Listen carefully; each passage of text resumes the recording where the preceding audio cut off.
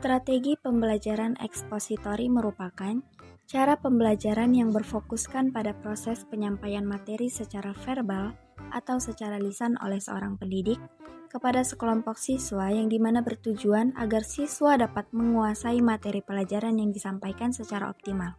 Selain itu, pembelajaran ini menekankan pada proses penyampaian suatu materi secara langsung dalam ruangan kelas dari seorang pendidik kepada sekelompok siswa. Strategi pembelajaran ini juga merupakan suatu strategi yang berorientasi penuh kepada guru. Kenapa? Karena guru memegang peranan yang dominan. Nah, melalui strategi ini, guru menyampaikan materi atau suatu pembelajaran secara terstruktur dengan harapan materi yang disampaikan itu bisa dikuasai oleh peserta didik sesuai dengan tujuan pembelajaran tersebut. Selanjutnya, kita akan membahas mengenai prinsip-prinsip dalam strategi pembelajaran ekspositori. Yang pertama, yaitu berorientasi pada tujuan. Artinya, sebelum strategi ini diterapkan, terlebih dahulu guru harus merumuskan tujuan pembelajaran secara jelas dan juga terukur. Yang kedua, yaitu prinsip komunikasi. Dalam proses komunikasi, guru berfungsi sebagai sumber pesan dan siswa berperan sebagai penerima pesan. Dan dalam proses komunikasi ini pula, selalu terjadi urutan pemindahan pesan atau informasi dari sumber pesan ke penerima pesan. Yang ketiga, yaitu prinsip kesiapan. Artinya, siswa dapat menerima informasi sebagai stimulus yang kita berikan, tetapi terlebih dahulu kita harus memposisikan mereka dalam keadaan siap, baik secara fisik maupun psikis untuk menerima pelajaran. Dan yang terakhir yaitu prinsip berkelanjutan. Artinya, proses pembelajaran ekspositori harus dapat mendorong siswa untuk mau mempelajari materi pelajaran lebih lanjut. Bukan hanya berlangsung pada saat itu, akan tetapi juga untuk waktu selanjutnya. Berikutnya, kita akan membahas mengenai fungsi strategi pembelajaran ekspositori. Yang pertama, yaitu menyampaikan materi secara sistematis. Strategi pembelajaran ekspositori berfungsi untuk menyampaikan materi secara terstruktur dan juga runtut, sehingga mudah dipahami oleh siswa. Yang kedua, mempermudah pemahaman siswa. Melalui penjelasan langsung dari guru, siswa lebih mudah memahami materi yang disampaikan, terutama konsep yang bersifat teoritis. Yang ketiga, mengarahkan jalannya pembelajaran. Artinya, strategi ini memungkinkan guru mengontrol dan mengarahkan proses pembelajaran agar tetap sesuai dengan tujuan yang ingin dicapai. Yang keempat, meningkatkan efektivitas pembelajaran. Dengan penyampaian materi secara langsung, pembelajaran menjadi lebih efisien terutama dalam keterbatasan waktu.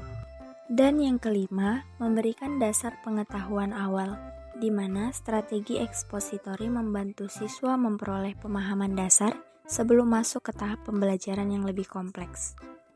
Selanjutnya, kita akan membahas mengenai manfaat strategi pembelajaran ekspositori.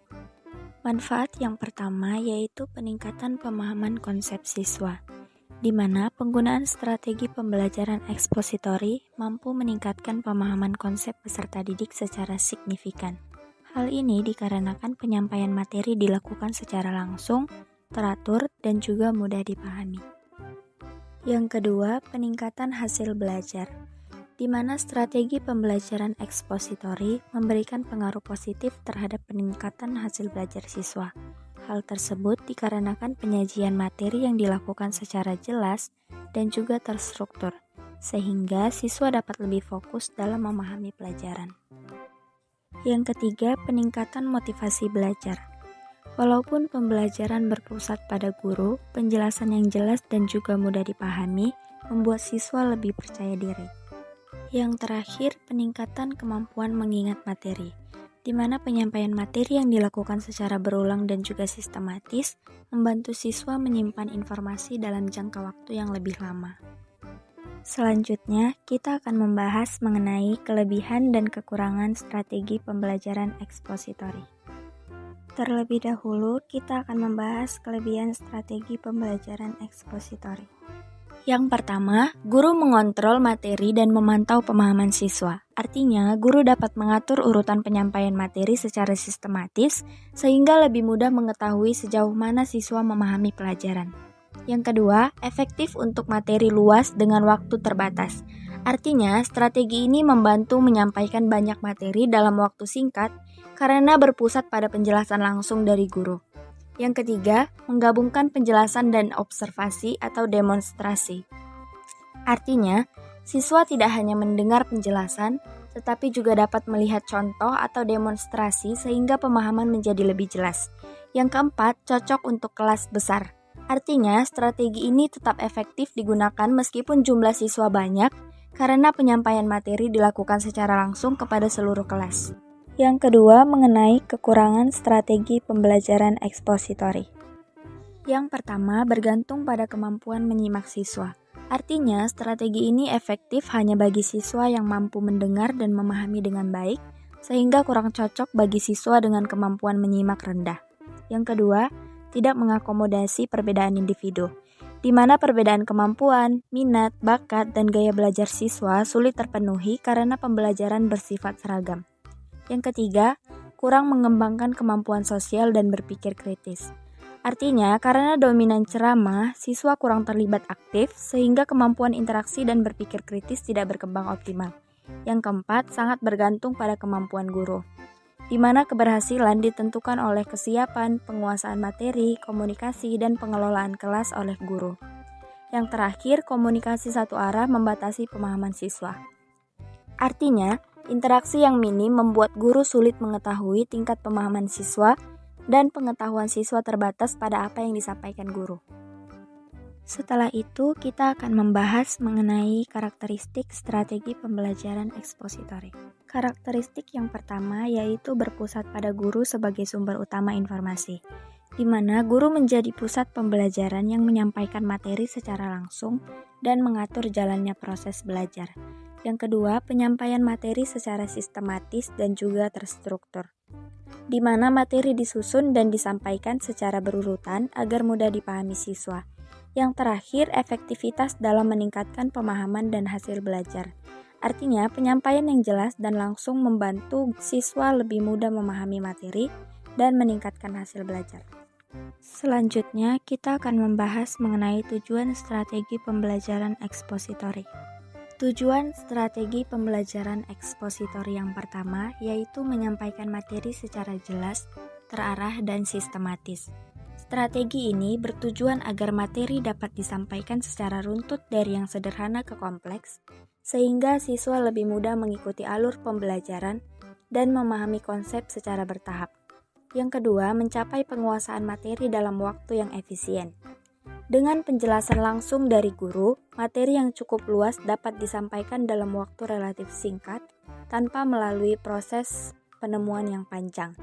Yang ketiga, membantu siswa memahami konsep, fakta, dan prinsip dasar. Strategi ini cocok untuk materi yang bersifat informatif seperti definisi, konsep, dan prosedur yang membutuhkan penjelasan langsung agar tidak terjadi kesalahpahaman. Yang keempat, meningkatkan pemahaman melalui penjelasan dan contoh konkret. Selain penjelasan verbal, guru dapat memberikan contoh atau demonstrasi sehingga siswa lebih mudah mengaitkan materi dengan situasi nyata. Yang kelima, mengontrol jalannya proses pembelajaran. Guru memiliki peran utama dalam mengatur waktu serta aktivitas belajar sehingga pembelajaran lebih terarah dan sesuai dengan tujuan yang ingin dicapai. Yang terakhir, membantu mencapai hasil belajar yang optimal. Dengan penyampaian yang jelas dan terstruktur, siswa lebih mudah memahami materi sehingga dapat meningkatkan hasil belajar mereka. Yang terakhir, kita akan membahas mengenai langkah-langkah dalam penerapan strategi pembelajaran ekspositori. Dalam penerapan strategi pembelajaran ekspositori, terdapat beberapa langkah-langkah yang harus dilakukan. Yang pertama yaitu persiapan atau preparation, di mana persiapan ini merupakan tahap awal untuk menyampaikan kondisi mental siswa supaya mereka siap belajar. seperti membangkitkan motivasi, minat, dan juga rasa ingin tahu siswa.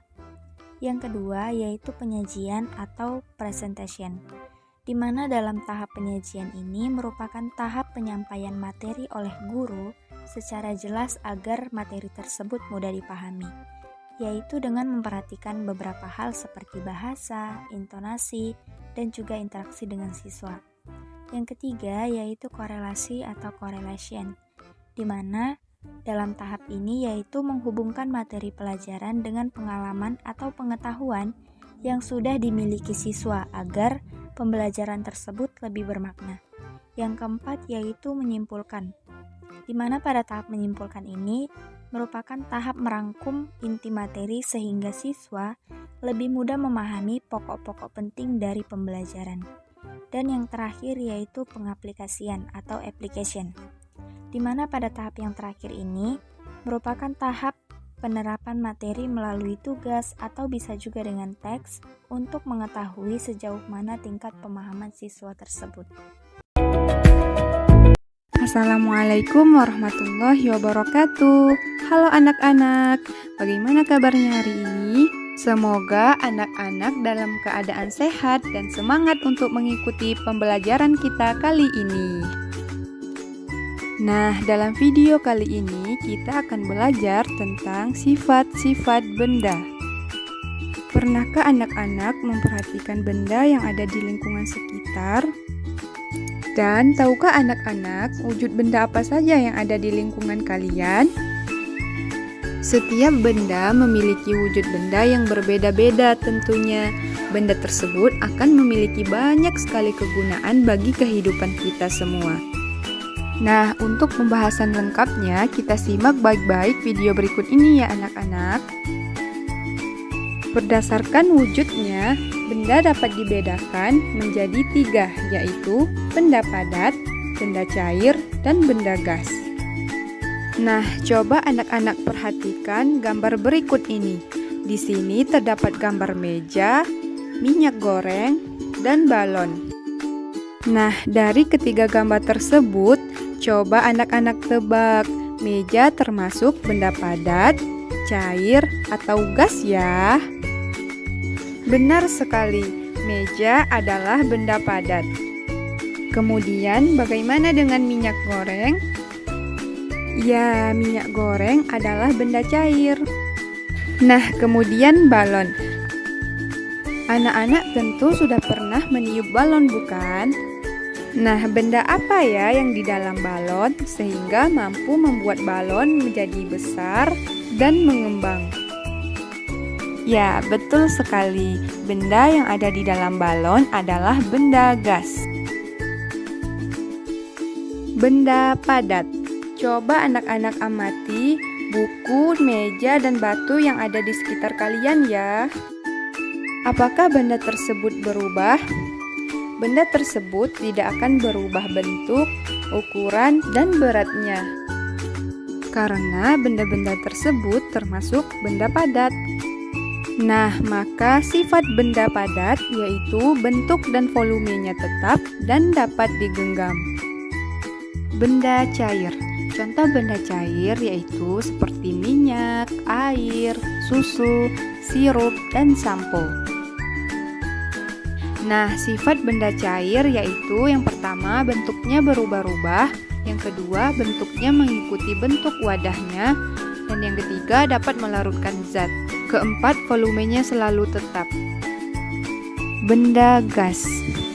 Nah, contoh benda gas seperti balon, balon udara, ban mobil, uap air, dan gas LPG. Adapun sifat benda gas yaitu mengisi seluruh ruangan yang ditempatinya, ada di segala tempat, menekan ke segala arah, dan memiliki massa atau berat.